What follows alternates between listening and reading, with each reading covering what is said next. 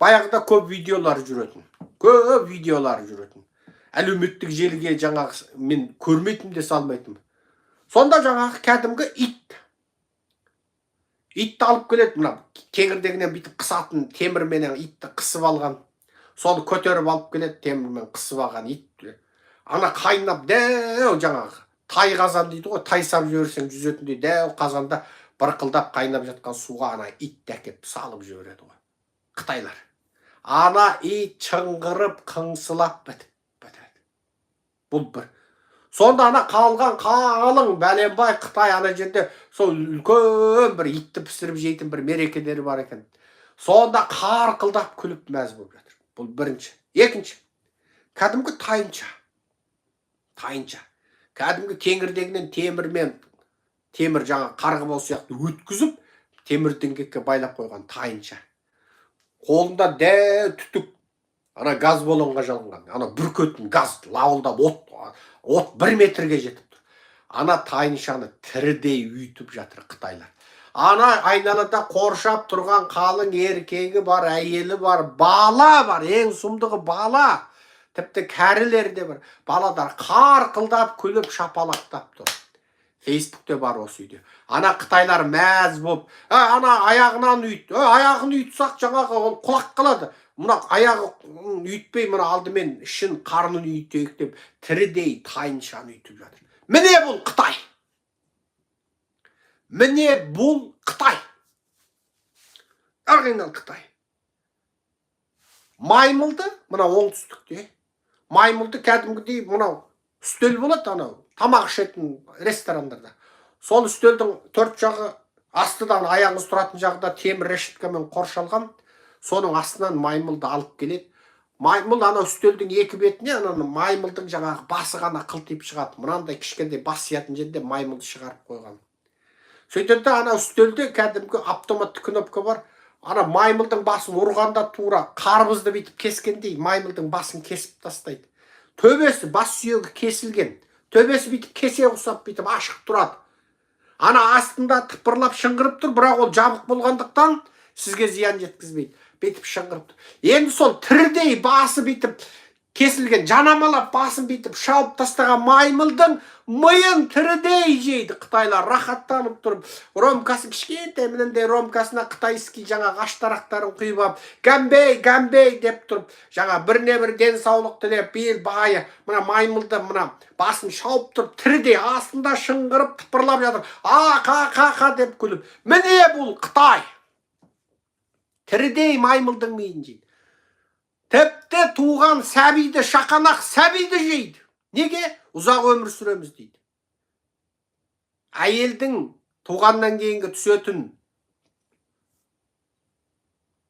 бала жолдасын жейді. Неге? Анау бала жолдасында энергия көп, қуат аламыз, өлмейміз деп жейді. Жаңа туған сәбиді сойып жейді. Қуат аламыз, ана сәбидің өміршеңдігі күшті дейді. Бұл Қытай. Енді содан кайф алады, рахаттанады. Ана тірідей күйдіріліп жатқан бұзауды отқа тікет, қайнаған суға тасталған иттің шыңғырғанын көріп, ана тайынша бұзауды ана отпенен күйдіріп, темірмен құрсауланып тұр ғой, ол қашада алмайды. Ең соңында құлайды, шыңғырап, мәз ана Қытай. Баласына дейін қол шапалақтайды. Міне бұл Қытай.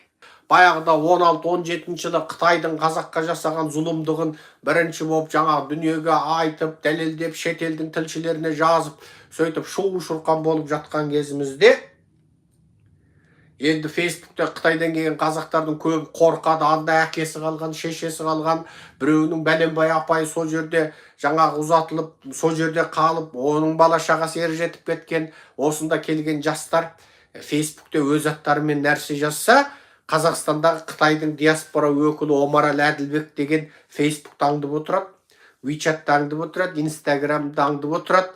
Сен неге? Ана кез келгеніне жаңағы. Ай, сен бәленше, сенің пәлен деген апайың бар екен, жездеңнің аты Түгенбай екен. Ай, елелік бәленбай, сенің жаңағы екі ағаң күнесте ғой.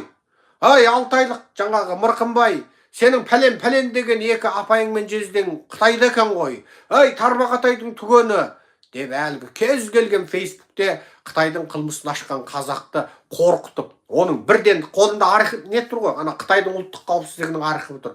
Бірден сенің мына жазғандарың қаттаулы, шоттаулы тұр. Сен абайла мына Атажұртқа Серікжанға алданба деп Омарәлі Әділбек Фейсбукте атойлап алға шықты.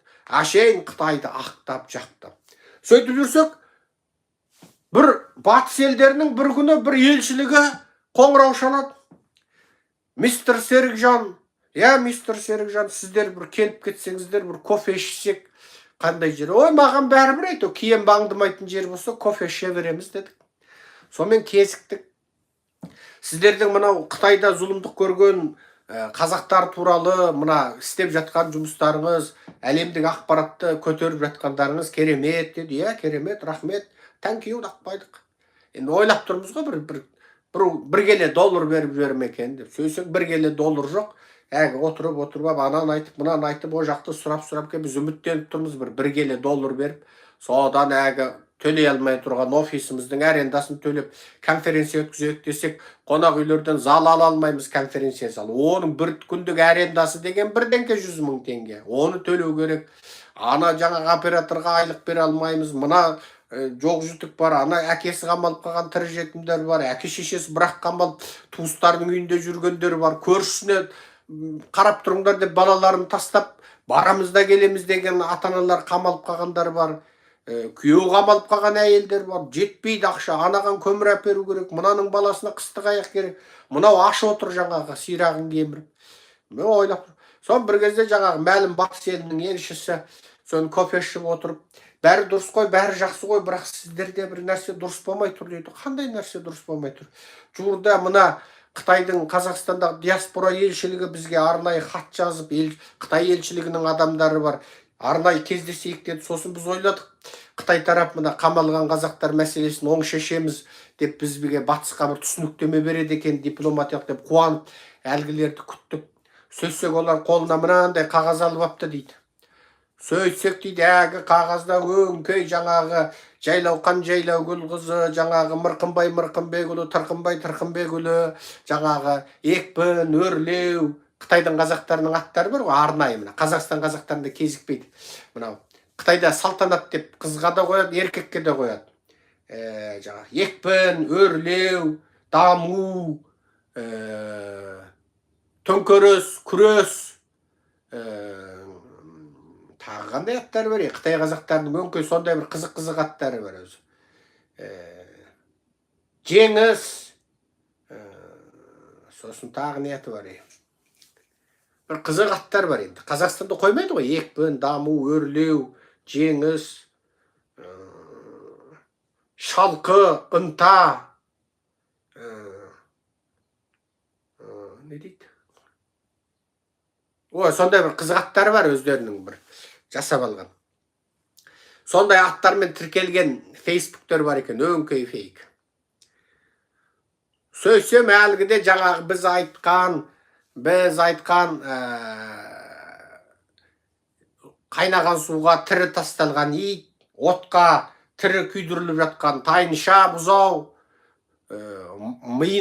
тірідей миын ойып желіп жатқан маймыл сияқты видеолардың бәрі тұр. Сон не болды? Мына сіздердің Атажұрт өстіп, Қытайдың мына Қытай халқын Қазақстанға жек көрішті көрсетіп жатыр екен дейді. Ал содан не болды? Омарәлі Әділбек па? Омарәлі Әділбегі бар, мына Қытай диаспорасы ұйымы бар, жаңағы бәрі сөйтіп келіп, өстіп, мына сендер қолдап отырған деп айтады екен. Мына Атажұрт өстіп Қытай халқын Қазақстанға жек көрішті көрсетіп жатыр. Мынау итті тірідей суға пісіріп жеу, бұзауды тірідей қақтап жеу, ол Қытай халқының ұлттық мәдениеті, олардың тағам өркениеті, бұл олардың өздерінің ұлттық дәстүрі. Қазақтарда да дәстүр бар, мысалы, ат жарыстырады, қыз қуар болады, мысалы. Оны Қытайға сүйкімсіз көрсетпеу керек.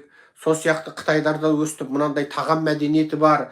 Оны сөйтіп мынау ұлттың ортасына от жағып жатыр деп бізді жамандапты. Сосын анау сол батыстың сол мәлім елшісіне біз айттық. Бірінші дедік, мына аккаунттың бәрі біздікі емес дедім.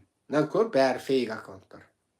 Кейбіреудің суреті бар, бірақ ол шын адам емес. Өздері бір көшеде кез келген біреуді сақ етіп фотоға түсіре салады да қоя саған. Biz emesmiz dedim. Ekinci dedim.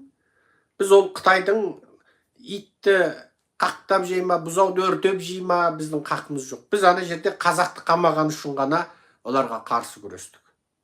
Біз оларды жек көрінішті көрсетейік деген ойымыз. Үшінші, соларға ана ит, мысықтың әңгімесіне бұрын ана қамалып жатқан қазақ туралы айтыңыздар дедім.